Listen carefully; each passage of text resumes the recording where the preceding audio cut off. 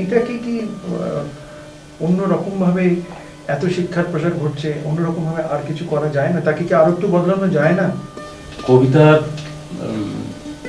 এখন কিন্তু আগে আপনি এইগুলো যে এগুলো লিখেছি ওগুলো তো অনেকদিন আগে, কিন্তু আজকালকার দিনে এই জাতপাতের যে বন্ধন সেগুলো কিন্তু অনেকটা শিথিল হয়ে গেছে। এখন অনেক কে এগিয়ে আসছে, অনেক ছোট বড় ভেদাভেদ অনেক কমে গেছে এবং আমরা একই সঙ্গে মিলেমিশে সবাই কাজ করছি, সবাই একসঙ্গে বসে খাচ্ছি। তো সুতরাং আমরা একদম বলতে পারি না যে ধীরে ধীরে হবে, একই দিনে তো আর সব কিছু সম্ভব না। তো ধীরে ধীরে আমরা আশা করব যে এটা আরও উন্নততর হবে।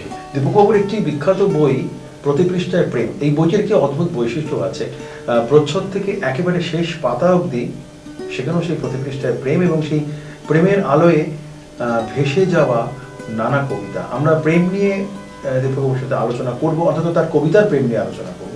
তবে তার আগে তার একটা কবিতার প্রেম, অবুঝ প্রেম। কত পথ ঘুরে এসেছি দুবারে, খিল খুলে তবু দেখো না, ঢেউ হয়ে আসি যত কাছে, দূরে চোখ রাখো তীরে রাখো না।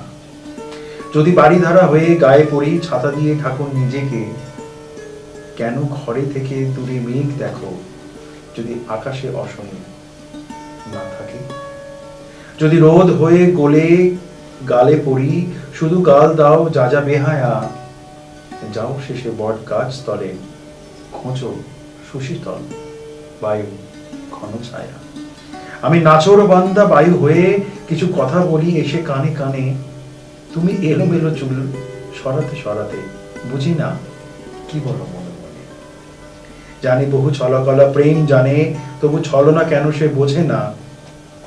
যদি ভালোবাসা বলি এ মুখে, না বলি আচরণে, কেন বোঝো না। এই কেন বোঝো নাটা নিয়েই বোধহয় প্রেম। কবিতাটার নামও অবুঝ প্রেম। প্রেম কি সারাটা জীবন ভাবেই সেই অবুঝই থেকে এলো কবিদের কাছে? কবিরা, আপনাদের মতো কবিরা এই অবুঝ প্রেমকে নিয়ে, যারা সবুজ মনের মানুষরা, তাদেরকে এত প্রেমের আলোয় আলোকিত করছেন কিভাবে? রসায়নটা কি? দেখুন, এই পৃথিবীতে অণু পরমাণু থেকে সৃষ্টি হয়েছে, সবার মধ্যে প্রেম একটা বন্ধন রয়েছে। প্রেম হচ্ছে শাশ্বত। এই প্রেম থেকেই হচ্ছে জীবন, প্রেম থেকেই এই পৃথিবীর সৃষ্টি। সুতরাং প্রেম চিরন্তন, প্রেম ছাড়া কোনো কিছু সম্ভব না। এবং যারা এই আজকের এই সমাজ বা যারা ইভিন এমনকি যারা দুর্বৃত্ত বা চোর ডাকাত, তাদের মধ্যেও অসাধারণ প্রেম রয়েছে। তাদের মধ্যে ঐশ্বরিক প্রেম, আধ্যাত্মিক প্রেম সবার মধ্যে রয়েছে। সুতরাং প্রেম তো শাশ্বত, চিরন্তন। সুতরাং প্রেম নিয়ে সবাই লিখবে এবং এই চলতে থাকবে। আপনার কথা সূত্র ধরে সেই রবীন্দ্রনাথকে আশ্রয় করতেই হচ্ছে। অর্থাৎ রবীন্দ্রনাথ বলেছেন যে প্রেম মানে শুধু সেই নারী পুরুষের প্রেম তা তো নয়, ঈশ্বরের প্রতি প্রেম তো প্রেম, সন্তানের প্রতি প্রেম তো প্রেম, সমাজের প্রতি প্রেম তো প্রেম, ভালো লাগা, ভালোবাসা। আপনার আরেকটি কবিতা ওই প্রতিপৃষ্ঠের প্রেম থেকেই, আমাদের অত্যন্ত খুব প্রিয় কবিতা, তার কিছুটা অংশ আমি একটু পড়ছি। চারে পবন তুই যে যারে তরা, নতুন রঙিন আশা আন করা, থেকে থেকে এভাবে কি মন মরা, প্রাণ পাখি যাবে কি রে প্রাণ মরে, কতদিন রব আর একা একা, প্রাণনাথে পাবো নাকি আর দেখা, আমার কপালে কি এছিল লেখা, এ যন্ত্রণা বুকে রাখি কি করে। এও এক নীরব অব্যক্ত প্রেম, যে নীরব অব্যক্ত প্রেম তার কবিতার নিজের মতো করে সাজিয়ে নিয়েছেন। অন্য প্রসঙ্গে যাই, বাচ্চাদের লেখা, ছোটদের লেখা। খুব সাম্প্রতিক কালে অনেকেই বলছেন ছোটরা নাকি একবারেই লেখাটাকে পড়ছে না, কবিতা একদম পড়তে চায় না। যেই পুরোনো দিনের কিছু ছড়াটা তাদের পড়তে হয়, তারা অনেক বেশি ইন্টারনেট, কম্পিউটার ইত্যাদির উপর নির্ভরশীল। আপনি ছোটদের জন্য অনেক লেখাও লিখেছেন, বইও রয়েছে। এক্ষেত্রে আপনার অভিজ্ঞতা কিরকম? কেন, আমি দুটো প্রশ্ন একসাথে করছি, কেন ছোটরা পড়তে চাইছে না, আর ছোটদের উপযোগী তাদের মানসিকতার পরিবর্তনের সাথে সাথে লেখকরা কি নিজেদের কিছুটা বদলাতে পেরেছেন?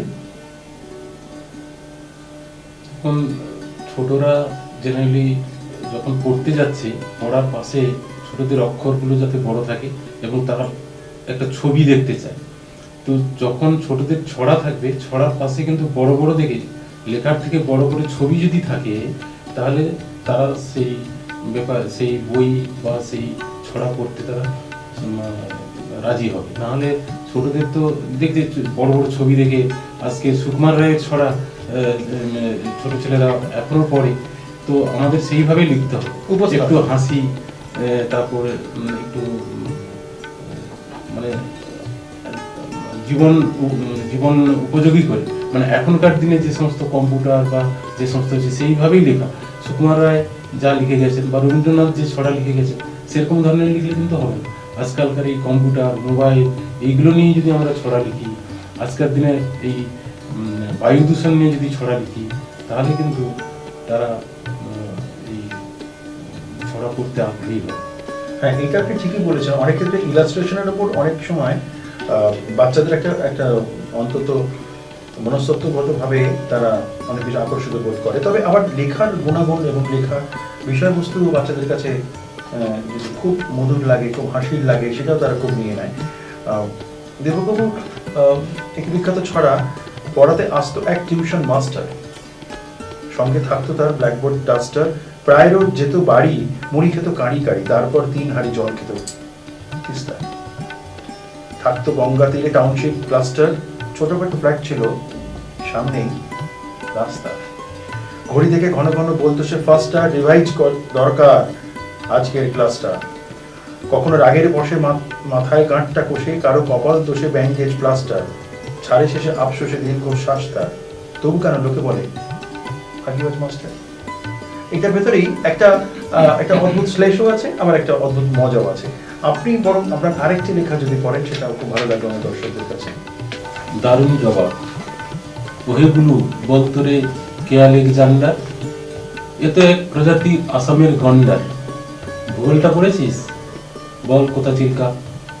বাংলাদেশেই স্যার, যেখানেই চিল্কা। এবার বলতো দেখি কোথায় ইন্দোচীন? চীন দেশে আছি স্যার, এমন কি কঠিন? তারপর বুলু বলে, এবার বলুন স্যার, দিয়েছি কি প্রশ্নের ঠিকঠাক অ্যান্সার? 100 পাবি তুই নির্ঘাত। তারপর বাঁদিকে একটাকে দেবো বা। আল্লাহ যে 8খানা হয়ে বুলু বলে ফাইন, এতদিনে এক্সামে পেলাম 99। ছোটদের ছড়া, বড়দের কবিতা, ছোটদের কবিতা বড়দের কবিতা, কিংবা বড়দের ছড়া ছোটদের কবিতা, কিরকম একটা গুলিয়েছে, ধাঁধিয়েছে, তাই না? আসলে দীপকবাবু ছোটদের জন্য যেরকম সমানভাবে লেখেন, বড়দের জন্য ঠিক সমানভাবেই লেখেন কবিতা এবং ছড়া। পাশাপাশি তার একটা সমাজ সচেতনতার বোধ থেকে তিনি চেষ্টা করেন তার নিজের কবিতার মাধ্যমে মানুষকে একটু সচেতন করতে, মানুষকে একটু পারিপার্শ্বিক বিষয় সম্পর্কে ওয়াকিবহাল করতে।